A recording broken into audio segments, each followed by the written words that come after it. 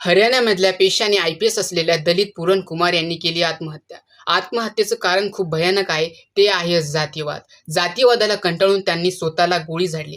त्यांच्या सुसाईड नोटमध्ये त्यांनी त्यांच्या 7 ऑफिसर्सला ब्लेम केला आहे, ज्यामध्ये काही आय-पी-एस, आय-ए-एस अधिकारी सुद्धा आहेत.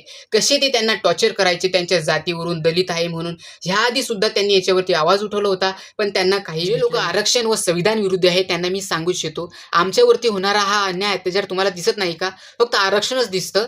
एस-सी समाजातील 2 ते 3% लोकच फक्त चांगले पोस्टवर, चांगल्या जॉबवर लागतात. बाकी तर असेच पडले आहे ना, ते तुम्हाला नाही दिसत. 5 वर्षाच्या मुलाने जर पाणी पिलं त्याची हत्या होती. रोहित वेमुलासारखे केसेस, इव्हन सी-जी-आय असलेले गवई यांच्यावरती सुद्धा अटॅक होतो. फक्त ते दलित आहे म्हणून हे तुम्हाला दिसत नाही का? आम्ही आमच्या हक्कासाठी लढतो आणि लढत राहणार. तो हक्क आम्हाला बाबासाहेबांनी दिलाय.